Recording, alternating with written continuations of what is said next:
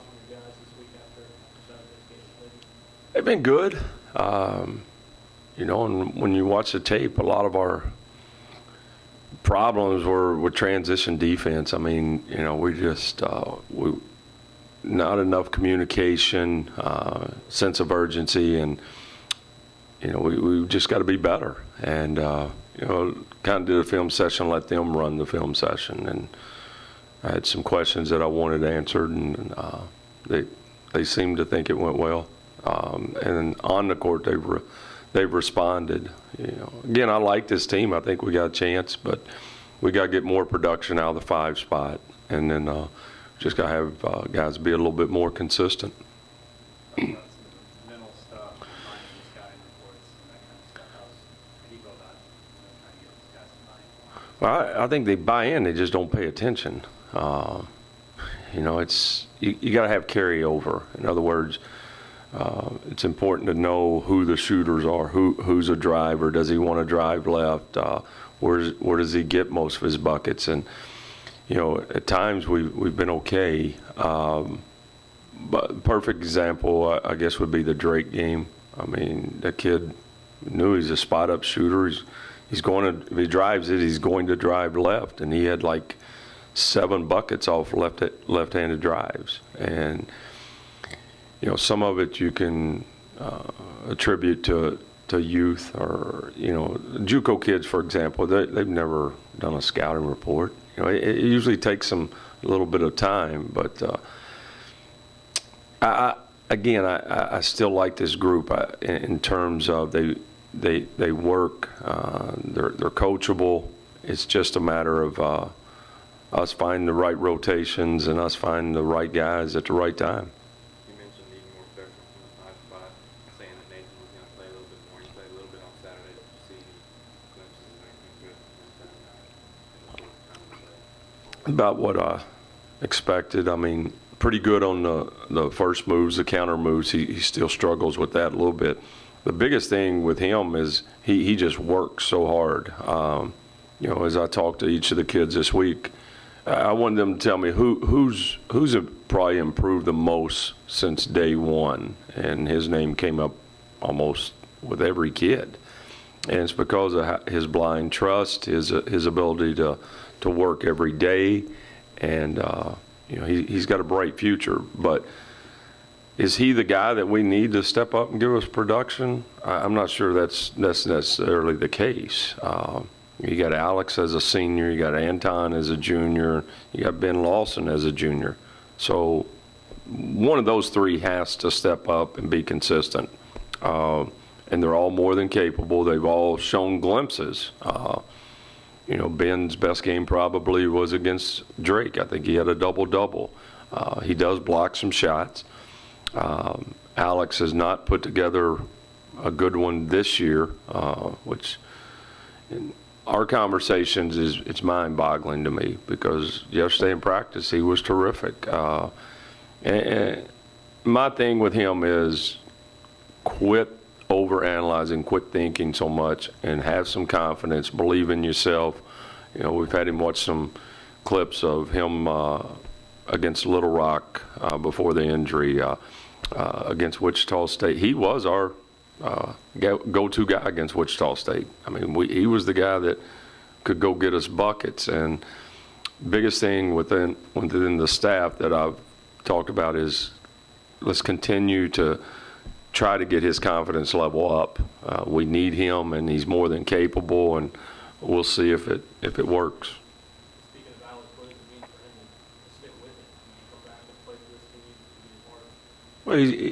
Well, he's a good kid. I mean, and he wants to do well, but for whatever reason, and he can't put his finger on it. I told him with our conversation the other day, it's frustrating to me as a coach because I know it's there. I see it.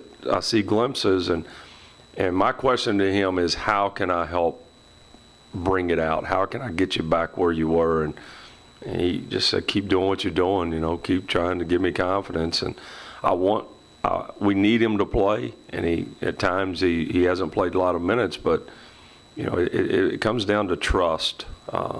You know, it's about who do you trust in these situations.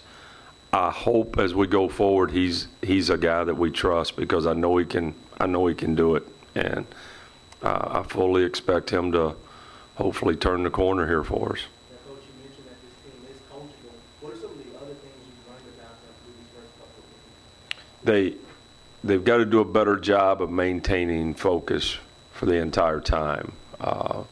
You know, we've talked about it. We coach it in practice because we see glimpses of it in practice that they'll be really good for 20 or 30 minutes and then they hit a wall and they can't continue and maintain that success. And that's you know, Coach Hall, I've talked to him about it, same thing in the weight room, really concentrate on them being able to maintain focus and not lose the sense of it's not over till it's over. Play till the final horn, sense of urgency, every possession. So that's some of the messages that we're trying to send, and we'll continue to try to send to these guys. Those junior college guys, how do you usually work with expectations for them? Because you have older, talented guys, but like you said, some of those things like scouting reports. Well, again, you know, as we talked this morning, staff meeting, Fred, for example, I think he's trying so hard that he's overthinking things. Like we really wanted him to reverse the ball and not over dribble it. I think that's been one of the things. And I mean, it's almost in practice this week, when it touches his hands, he's trying to get it reversed without ever even looking at the basket. So I know he's trying to please, and there's got to be a fine line or a balance, and we've got to continue as coaches to figure out where that balance is. We've got to get the ball reversed, but we've got to have you stay aggressive as well. And it's just a matter of communication and repetition in practice. I think, you know, with finals this week, it's been a little bit different, but what is the day? Friday? My days are all messed. Today's Thursday. Tuesday, we were really good. I thought, man, our focus was terrific. Monday was a lot more skill development stuff. And then yesterday, about 3/4 of the practice, I thought we were really good, and then we lost focus. So hopefully we come back with another good one today. You know, this is a difficult week for these kids. You know, you got finals, kids having to, you know, maybe go get with a tutor or study groups. So you got guys kind of coming and going. There's not everybody there all at the same time this week. We were missing 2 at practice yesterday, and when I came down here, I think we've got everybody but 1 for the whole practice today. So, you know, again, tough assignment Sunday against Indiana State, but one that we've got to be prepared and ready to go. What about Anton? What does he need to do for you? He needs to be an enforcer. He needs to be just a beast on the glass. I'd love to. And I told him, we clipped the first 2 plays of the second half against Xavier. That's who he needs to be. The block shot and that rebound he had was a man's rebound. But let's be let's put that together and for an entire game and see what happens. Get out of the box, play as hard as you can possibly play for as long as you can play. And, you know, again, you're talking about a guy that he can't play 40 minutes, but he could give us 15 really good ones, I think. And if he gets himself, continues getting better shape, maybe that goes to 20. But going forward out of that position, what I want to look at is not necessarily what Anton gave us, not necessarily what Ben gave us, or not necessarily what Alex gave us, but combine those 3 guys' stats at the end of the game. If we're getting 13 and 7 or 8, then I'll be really happy. But that's what we've got to get. It can't be just one of them. It's got to be those 3 collectively. What are the challenges with Indiana State? You know, they're very sound.